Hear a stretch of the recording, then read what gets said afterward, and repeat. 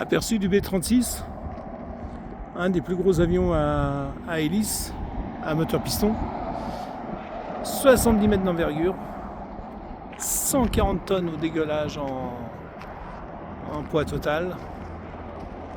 Et il lui fallait tellement de pistes pour décoller qu'il a été ajouté des petits réacteurs en bout d'aile pour aider au décollage. Avion mythique aussi. 70 mètres d'envergure, c'est vraiment quand même imposant. Pardon, je ne voyais pas le son.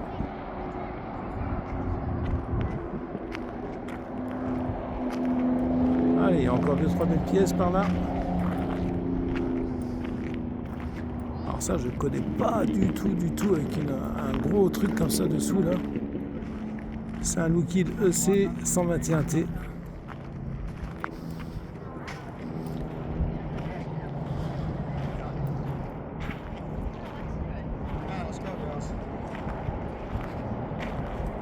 Donc avec les 4 moteurs qui tournent dans le même sens, j'ai oublié de préciser que sur le précédent, il y en a 4 qui tournent dans un sens et 2 dans l'autre, si je dis pas de bêtises. Alors ça, dedans, il doit y avoir un espèce de radar ou un truc comme ça, je ne sais pas trop.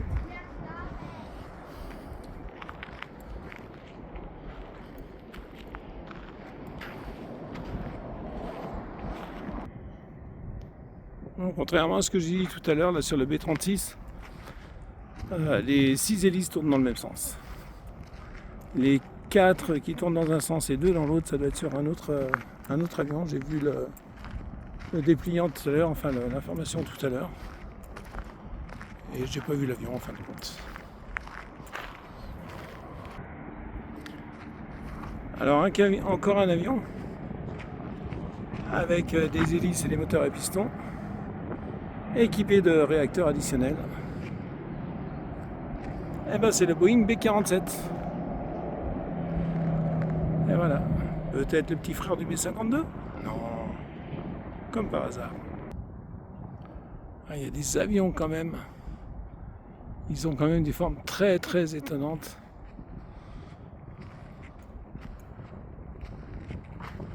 T'as un peu du mal à les imaginer en vol quand même. Avec la hauteur de carlingue, ces lignes épaisses, massives. C'est bizarre. Alors voici un Douglas C-33B. Quelle année tu m'as dit ? 57 à 74.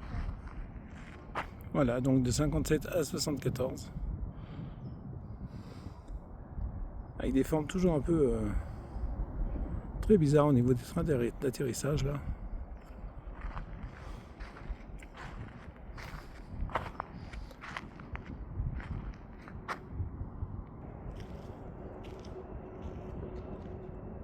Dans les avions de transport étranges, et ben voici un super Guppy. Un petit peu à contre-jour. Hein.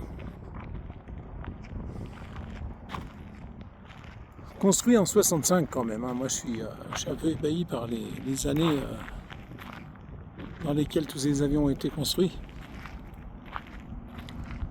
Alors on voit bien ici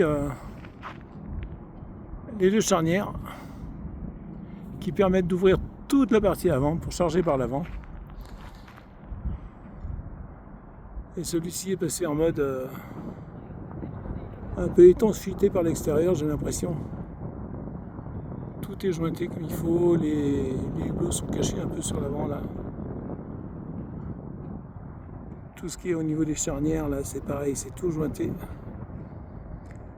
À mon avis, ils l'ont jointé un peu tout étanche pour le préserver un tout petit peu au maximum. Même les entrées moteurs, là on les voit, elles sont toutes fermées.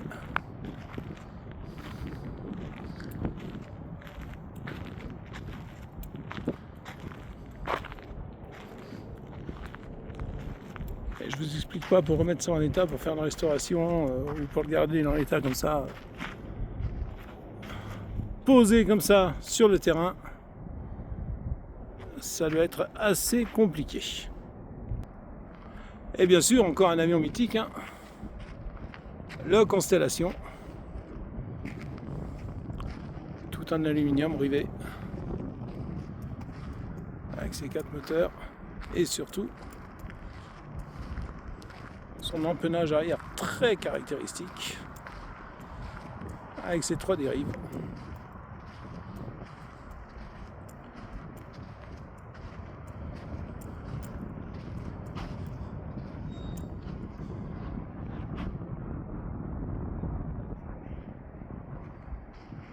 Et je crois même qu'il y en a encore un autre un tout petit peu plus loin. Alors ça, c'est un hélicoptère Sikorsky. Hein. Hop. Est-ce que je trouve de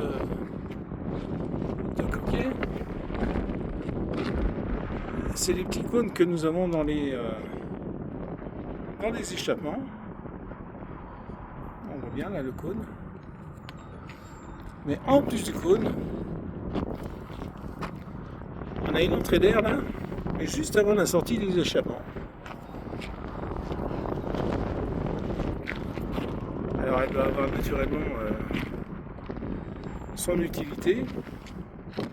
Est-ce en fin de compte pour diluer un peu la chaleur des gaz d'échappement, pour peut-être se faire repérer un tout petit peu moins au niveau thermique? Je ne sais pas. Il y a beaucoup de choses que je ne sais pas, mais bon, c'est comme ça. Et ouais, hein, quand le cahier des charges exige du volume, par exemple, puisqu'on est sur un C82A de avion de transport, et ben c'est un peu tout carré. Hein. On va pas commencer à mettre des arrondis dans tous les sens. Il faut remplir l'espace, le volume intérieur le plus possible. Ce qui donne des choses assez improbables quand même.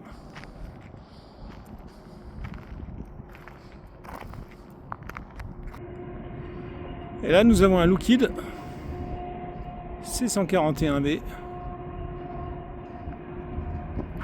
de 1963 à 2005 en service, si je dis pas de bêtises.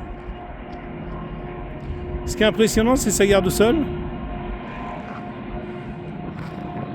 Alors que certains ont des gardes au sol, par exemple, beaucoup plus hautes.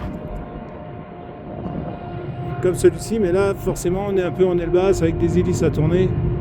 Donc il faut des trains un tout petit peu plus hauts. Mais celui-ci est particulièrement bas. Allez, cocorico. Une caravelle. Pas en très bel état, mais une caravelle quand même. De chez Sud Aviation. J'ai pas les années. Je vais aller les chercher.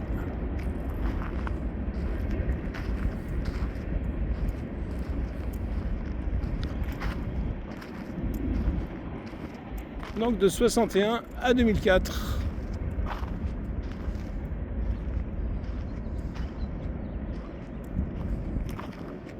Bon, je crois qu'on tourne un peu à la fin là. Ah bah là, pour avoir un refroidissement air, on a un refroidissement air, hein. Pas de capot moteur, rien du tout. Ah, j'arrive même pas à compter les cylindres tellement qu'il y en a là.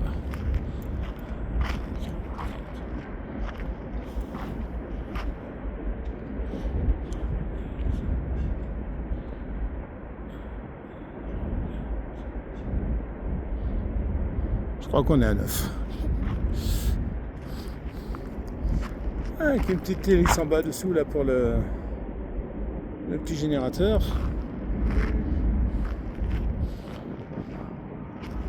Et là ça fait 5 minutes qu'il y a un train qui passe.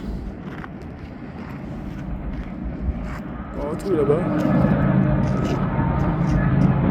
Ça y est, on en voit la fin. On avait mesuré la longueur des trains. Je crois que le plus long qu'on avait vu, c'était 5 miles. Ça fait un peu plus de 7 km, ça fait balèze.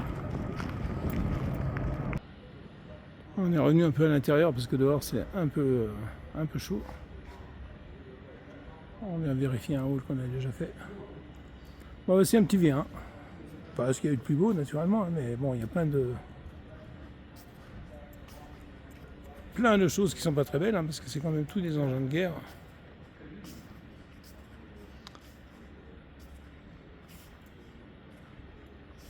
Ah, un Fizzler Storch, je l'avais pas vu, on a bien fait de revenir.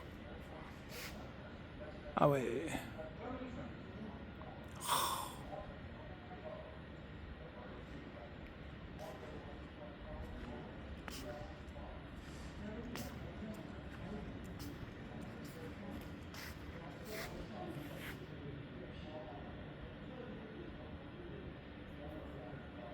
Ah, c'est gros pour un chasseur celui-ci, hein.